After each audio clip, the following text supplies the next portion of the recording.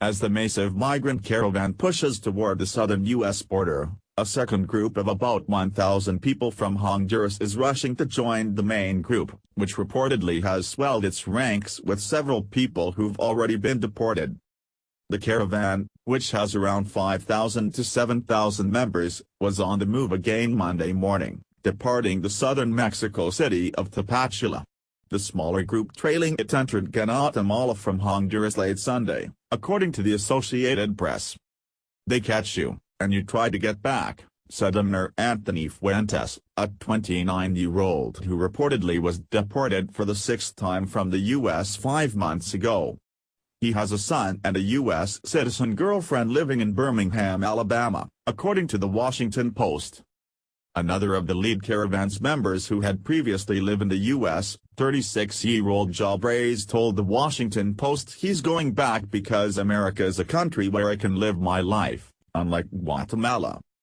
Reyes said he grew up in Los Angeles and returned to Guatemala 14 years ago after his visa expired. But now, with the caravan hoping to get across the U.S. border, a move President Trump has threatened to block with the military, Reyes saw an opportunity. "When I heard about the caravan, I knew it was my chance," he told the newspaper, noting his cousin and uncle still live in California and that he called them to let him know he was coming. Others who had previously been deported from the U.S. and are part of the caravan told the Washington Post that family and work are driving factors in them making the journey back to America. "We are workers. What are we supposed to do in Honduras if there's no work?" said Evan Mata, a 21-year-old construction worker who was deported 3 months ago from Fort Lauderdale, Florida. Juan Jimenez, a 32-year-old veteran who had been deported 6 months ago from Phoenix, said he was going to see his 6-year-old son who is still living in the U.S.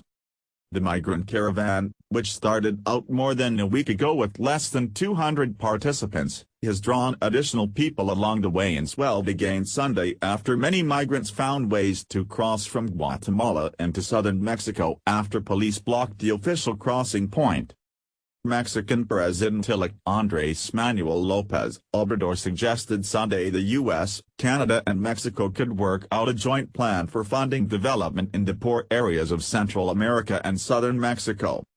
"In this way we confront the phenomenon of migration, because he who leaves his town does not leave for pleasure but out of necessity," said López Obrador, who takes office December 1st. In interviews along the journey, migrants have said they are fleeing widespread violence, poverty and corruption in Honduras. Officials in Mexico trying to help some of the caravan have been met with skepticism amid fears from its members that they could be deported.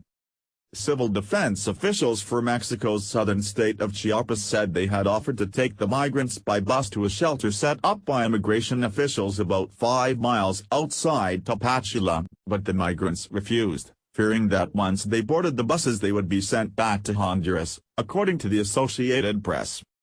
Alizas Garcia, a Red Cross official, said some migrants with injuries from their trek refused to be taken to clinics or hospitals because they didn't want to leave the caravan.